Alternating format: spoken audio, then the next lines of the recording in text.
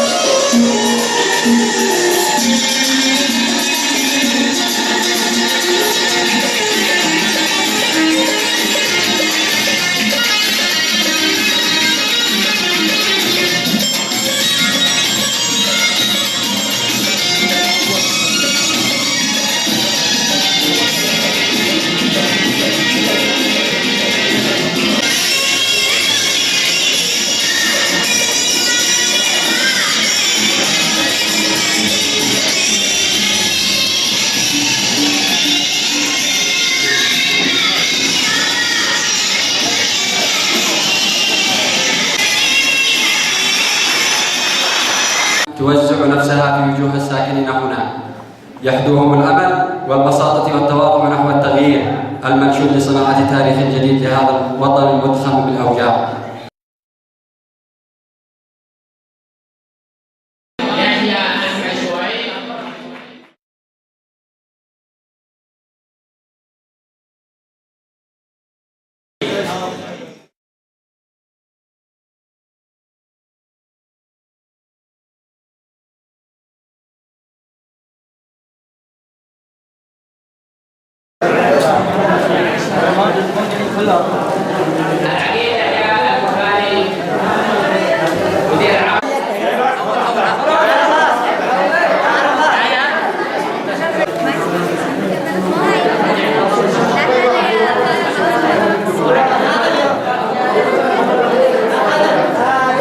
نحتفل اليوم بتخريج عدد 48 شاب وشابة في مجال حقوق الإنسان والرصد كأول مشروع وطني يقيمه المقصد اليمني لحقوق الإنسان. تدربوا طيلة شهرين كاملين متتاليين عدة دورات، كانت هذه هي الدورة الختامية حول مجال حقوق الإنسان والرصد والمناصرة والنزور الميداني والتخطيط الاستراتيجي البرامجي بطريقة البحث السريع BRA. البرنامج كان ممتع جدا ومميز لأنه يتضمن برامج حقوق الإنسان، تطرقنا فيه لمفاهيم حقوق الإنسان وحقوق الطفل والتمييز وكذلك في المواطنة والرصد الانتهاكات. كان 48 متدرب من أروع المتدربين، كان عندهم الحماس للاستفادة والبحث عن المعلومات، كانوا متفائلين جدا مع البرنامج مما يوحي بأن هناك مستقبل كبير لهؤلاء الشباب. والحمد لله انه ما توقعناش في هذا الدورة ان نحصل على هذا الكم الهائل من المشاركين.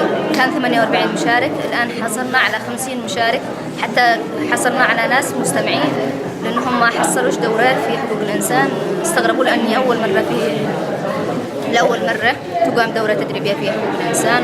توصياتنا أنهم يوقفوا جنبنا، يحاولوا يساعدونا، يحاولوا ما يحرقلوش عملنا، لأنه حصل عرقلات كثيرة، ومن خلال العرقلة اللي حصلناها التصريح لحد الآن ما قدرناش ناخذه.